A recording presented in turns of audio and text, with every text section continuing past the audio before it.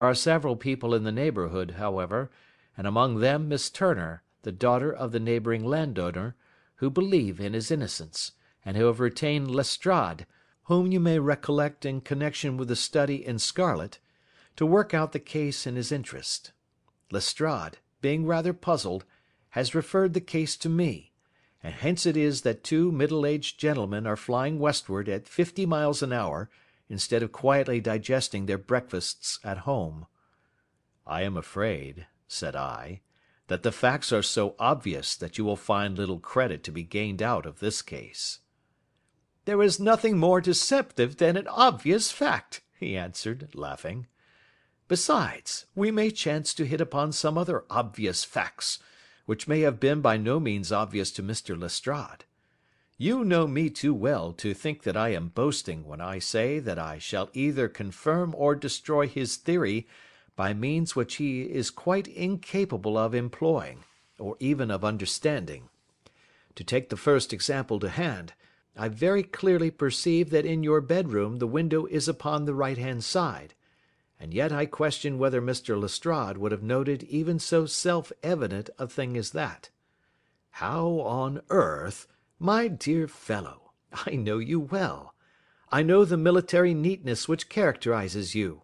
You shave every morning, and in this season you shave by the sunlight, but since your shaving is less and less complete as we get farther back on the left side, until it becomes positively slovenly as we get round the angle of the jaw, it is surely very clear that that side is less illuminated than the other. I could not imagine a man of your habits looking at himself in an equal light and being satisfied with such a result. I only quote this as a trivial example of observation and inference. Therein lies my métier, and it is just possible that it may be of some service in the investigation which lies before us. There are one or two minor points which were brought out in the inquest and which are worth considering. What are they? It appears that his arrest did not take place at once, but after the return to Hatherley Farm. On the inspector of constabulary informing him that he was a prisoner, he remarked that he was not surprised to hear it, and that it was no more than his deserts. This observation of his had the natural effect of removing any traces of doubt which might have remained in the minds of the coroner's jury. "It was a confession," I ejaculated. "No, for it was followed by a protestation of innocence." "Coming on the top of such a damning series of events, it was at least a most suspicious remark." "On the contrary," said Holmes, "it is the brightest rift which I can at present see in the clouds. However innocent he might be, he could not be such an absolute imbecile as not to see that the circumstances were very black against him.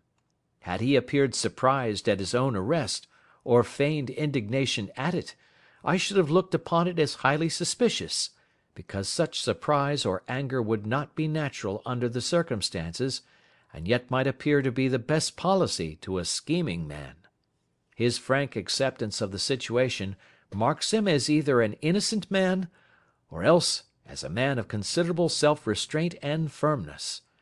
As to his remark about his deserts, it was also not unnatural if you consider that he stood beside the dead body of his father, and that there is no doubt that he had that very day so far forgotten his filial duty as to bandy words with him, and even, according to the little girl whose evidence is so important, to raise his hand as if to strike him. The self-reproach and contrition which are displayed in his remark appear to me to be the signs of a healthy mind rather than of a guilty one." I shook my head. "Many men have been hanged on far slighter evidence," I remarked. "So they have, and many men have been wrongfully hanged." "What is the young man's own account of the matter?" "It is, I'm afraid, not very encouraging to his supporters, though there are one or two points in it which are suggestive. You will find it here, and may read it for yourself." He picked out from his bundle a copy of the local Herefordshire paper, and having turned down the sheet, he pointed out the paragraph in which the unfortunate young man had given his own statement of what had occurred. I settled myself down in the corner of the carriage, and read it very carefully. It ran in this way: Mr. James McCarthy, the only son of the deceased, was then called and gave evidence as follows: I had been away from home for 3 days at Bristol, and had only just returned upon the morning of last Monday, the 3rd. My father was absent from home at the time of my arrival, and I was informed by the maid that he had driven over to Ross with John Cobb, the groom. Shortly after my return, I heard the wheels of his trap in the yard, and looking out of my window, I saw him get out and walk rapidly out of the yard, though I was not aware in which direction he was going. I then took my gun and strolled out in the direction of the Boscombe Pool, with the intention of visiting the rabbit warren which is upon the other side. On my way I saw William Crowder, the gamekeeper, as he had stated in his evidence, but he is mistaken in thinking that I was following my father. I had no idea that he was in front of me.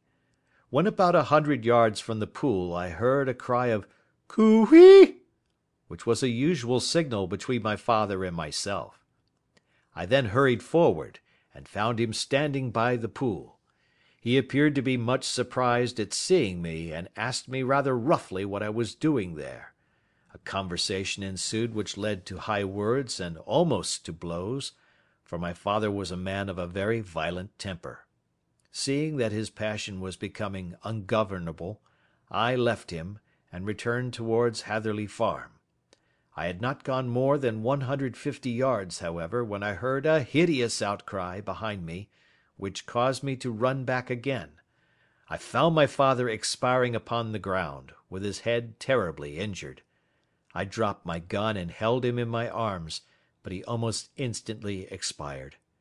I knelt beside him for some minutes, and then made my way to Mr. Turner's lodge-keeper, his house being the nearest, to ask for assistance. I saw no one near my father when I returned, and I have no idea how he came by his injuries. He was not a popular man, being somewhat cold and forbidding in his manners, but he had, as far as I know, no active enemies. I know nothing further of the matter. The Coroner: Did your father make any statement to you before he died? Witness: He mumbled a few words, but I could only catch some allusion to a rat. The Coroner: What did you understand by that?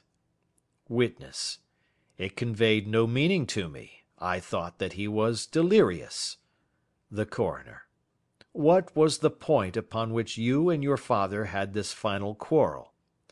Witness: I should prefer not to answer. The Coroner: I am afraid that I must press it.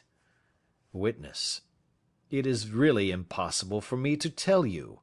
I can assure you that it has nothing to do with the sad tragedy which followed. The Coroner: That is for the court to decide.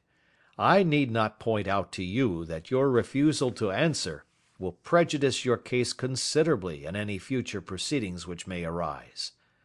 Witness: I must still refuse. The Coroner: I understand that the cry of "Coo-ee!" was a common signal between you and your father? Witness: It was. The Coroner: How was it, then, that he uttered it before he saw you, and before he even knew that you had returned from Bristol?